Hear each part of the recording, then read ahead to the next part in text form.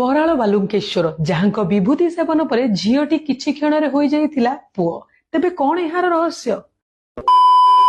ପୁରୀ ଜିଲ୍ଲା ସତ୍ୟବାଦୀର ସର୍ବପୁରାତନ ଶୈବପୀଠ ବାବା ବରାଳ ବାଲୁଙ୍କେଶ୍ୱର ମହାଦେବ ମନ୍ଦିର।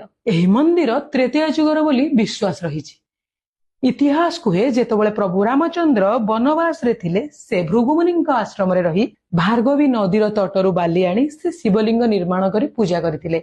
ସେହି ଲିଙ୍ଗ ଆଜି ବରାଳ ବାଲୁଙ୍କେଶ୍ୱର ନାମରେ ବିଶ୍ୱବିଖ୍ୟାତ। କିମ୍ବଦନ୍ତୀ ଅନୁସାରେ ଆଠଗଡ଼ ରାଜାଙ୍କର 7ଟି ଝିଅ ଥିଲେ। ବାବାଙ୍କର ଜଣେ ସେବାୟତ ରାଜାଙ୍କୁ ଭେଟି ପ୍ରତିଶ୍ରୁତି ଦେଇଥିଲେ ତାଙ୍କର ପରବର୍ତ୍ତୀ ସନ୍ତାନ ପୁଅ ହେବ, କିନ୍ତୁ ପୁନଶ୍ଚ ତାଙ୍କର ଝିଅଟିଏ ହୋଇଥିଲା।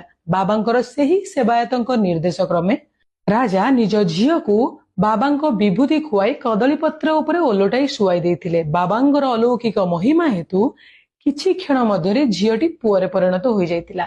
ସେବେଠାରୁ ହିଁ ଲୋକମାନଙ୍କର ଅଗାଧ ବିଶ୍ୱାସ ଭରସା ରହିଛି କି ଯେଉଁମାନଙ୍କର କୌଣସି ସନ୍ତାନ ହେଉନଥାଏ ବା ବନ୍ଧ୍ୟା ଦୋଷ ଥିଲେ ଏଠାକୁ ଆସି ମାନସିକ କଲେ ବାବା ତାଙ୍କର କୋଳ ପୂର୍ଣ୍ଣ କରିଥାନ୍ତି।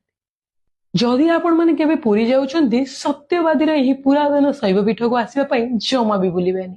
ଆଉ ଏଇଭଳି ଭିଡିଓ ଦେଖିବା ପାଇଁ ଚାହୁଁଥିଲେ ଲାଇକ୍ ସେୟାର କରିବା ସହିତ କମେଣ୍ଟରେ ଜୟ ଶିବ ଶମ୍ଭୁ ଲେଖିବା ପାଇଁ ଜମା ବି ଭୁଲିବେନି।